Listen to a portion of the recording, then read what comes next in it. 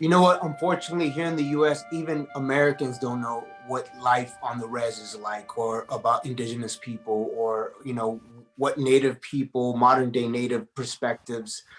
They've been so disconnected because Indian reservations or res life is so disconnected from city life, and that's systematically been done. It's been years and years of treaties that have been broken throughout the years. This I must tell creeps you, up. wherever reservations and other places I go, this is one question that's coming to me, Sadhguru, how should we, frame our future? What should we do, our youth? So I've been saying this exact same thing. I said it's very, very important you are part of the mainstream. At the same time, you don't give up your roots. You must go through modern education, you must make sure that you're successful, you are part of the mainstream. You don't become an archival people. You're Mm, not archive. You're mm. not somebody's archive, you're not some kind of an exotic archive to look at. You're Yes, sir. living people, you belong to this generation, but at the same time don't give up the roots because if you leave your roots, the tree will anyway die, okay?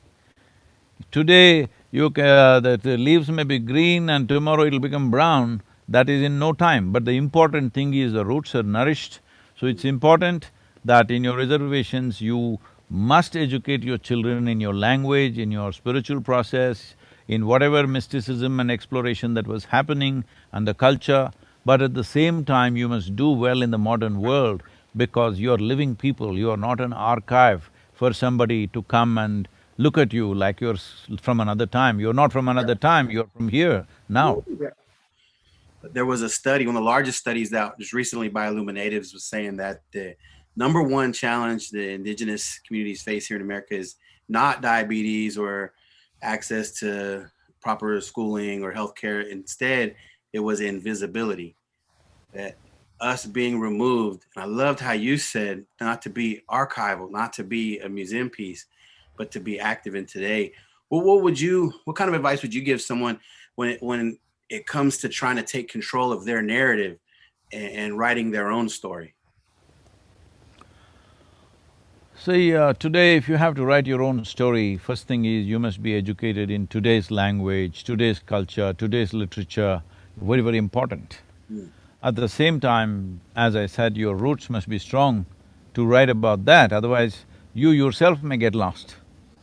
This is a problem in every culture. I'm saying it's not just here in North America. In every culture, people trying to become modern, they lose their very, roots. So keeping this balance is very important. This is why, anyway, usually the schools are only 8 months. I think the Native American reservations altogether should come to arrive at some kind of education system of your own, where at least for 2 months in a year, every child till they become 15 years of age attends these 2 month summer schools or whatever, where I know this may be a controversial thing for me to say and it's not in my place to say this, but I'm saying this out of concern, not out of some kind of creating some uniform thing. I know every tribe is distinctly unique and there are languages are different, cultures are different. But still we have to arrive at some common thing because cultivating and retaining 500 ways in today's world is going to be extremely difficult. 5 ways at least we can do, maybe 3 ways we can do, one way would be easy, but maybe it's not acceptable to everybody. But we must arrive, the community should arrive at some kind of thing, that some common practices can be merged together and all Native American children are learning those aspects, maybe a few aspects of their specific tribe, but the larger aspect of the indigenous people must become common. Somebody should do a framework of this education, at least 2 months in a year, they must do that and they must be proud to wear your kind of clothing, your kind of whatever, which represents your culture. I would say it would be fantastic if all these tribes or these leaders meet for a conference once a year and see how can we, I love how that. can we make this a futuristic thing? Don't… I love see, that. what's happened in the past, nobody can fix the past, all right? We cannot fix what happened yesterday.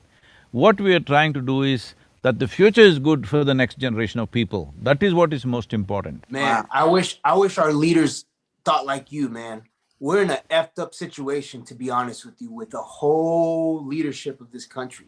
And if we had more people speaking like how you think, and people's in power, then we would move forward. And I think more tribal communities would feel inclusive and be part of the conversation as opposed to being separated and divided. And I think more people have to have that initial force and love, and lead with love, and try to bring people together, that one world mentality, because that's how we think. We think one world mentality. How do we bring people together? How do we make sure that we lead with love and not have an opposing force of negative frequencies?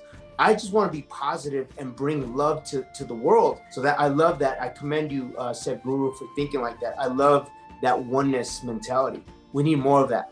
If you think we can contribute it in any way towards that, we will be most willing, because these people need to be freed from the fears of the past and they must plan for their future. This is very important.